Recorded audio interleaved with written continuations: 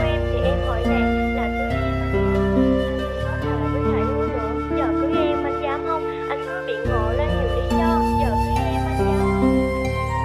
Con gọn là cưới em anh dám không? Anh nói yêu em thì em hỏi nè, là cưới em anh dám không? Anh đừng có thề với lại hứa nữa. Giờ cưới em anh dám không? Anh cứ biện hộ lên nhiều lý do. Giờ cưới em anh dám không?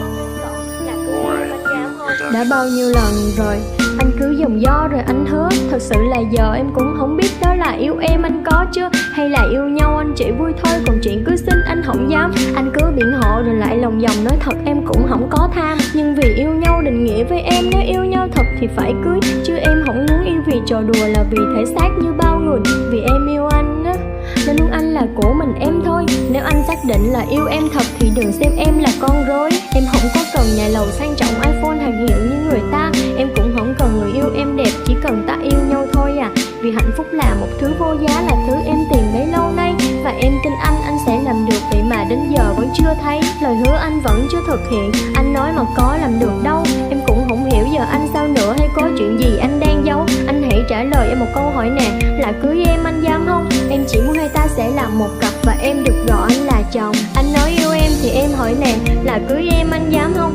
Anh đừng có thề với lại hứa nữa. Giờ cưới em anh dám không? Anh cứ biện hộ lên nhiều lý do. Giờ cưới em anh dám không? Anh hãy trả lời một câu ngắn gọn, là cưới em anh dám không? Anh nói yêu em thì em hỏi nè, là cưới em anh dám không? Anh đừng có thề với lại hứa nữa. Giờ cưới em anh dám không? Anh cứ biện hộ lên nhiều lý do. Giờ cưới em anh dám không? Anh hãy trả lời một câu ngắn gọn, là cưới em anh dám không? Điều hạnh phúc nhất của người con gái đó là được ở bên người mình yêu, được họ quan tâm, được thương, được nhớ, được cưng và được chiều. Và em cũng vậy nè, em muốn anh là của em thôi. Nếu anh yêu em thì đồng ý nha, hai ta sẽ về chung một đội. Em không có cần anh phải hứa là suốt đời này chỉ yêu mình em, mà điều em cần là anh hãy thực hiện bằng hành động thật phải đi kèm. Thời buổi xã hội bây giờ ghê lắm, không thể chủ quan được anh ơi. Đi chơi với bạn nó còn cướp bồ bạn, từng làm nên những chuyện động trời. Bởi vậy yêu em á thì hãy tranh thủ sớm anh nha. Dắt em về nhà ra mắt ba má để ta sẽ sớm về một nhà. Anh sẽ là chồng, em là vợ.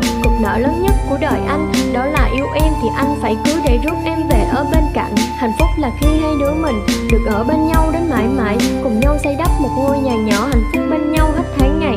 Giờ em hỏi anh nè, đó là cưới em anh dám không? Nếu yêu em thì hãy mau tranh thủ để em sớm được gọi anh là chồng. Anh nói yêu em thì em hỏi nè, là cưới em anh dám không? Anh đừng có thề với lại hứa nữa. Giờ cưới em anh dám không? Anh cứ biện hộ lên nhiều lý do. Giờ cưới em anh dám không? Anh hãy trả lời một câu ngắn gọn, là cưới em anh dám không? Anh nói yêu em thì em hỏi nè, là cưới em anh dám không? Anh đừng có thề với lại hứa nữa. Giờ cưới em anh dám không? Anh cứ biện hộ lên nhiều lý do. Giờ cưới em anh dám không? Anh hãy trả lời một câu ngắn gọn, là cưới em anh dám không? Anh nói yêu em thì em hỏi nè, là cưới em anh dám không? Anh đừng có thề với lại hứa nữa. Giờ cưới em anh dám không? Anh cứ biện hộ lên nhiều lý do. Giờ cưới em anh dám không?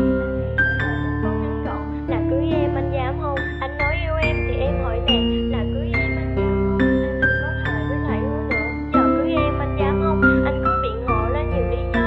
Giờ cưới em anh dám không? Anh hãy trả lời một câu ngắn gọn, là cưới em anh dám không? Hãy ủng hộ bằng cách nhấp và đăng ký kênh này ngay phía dưới clip.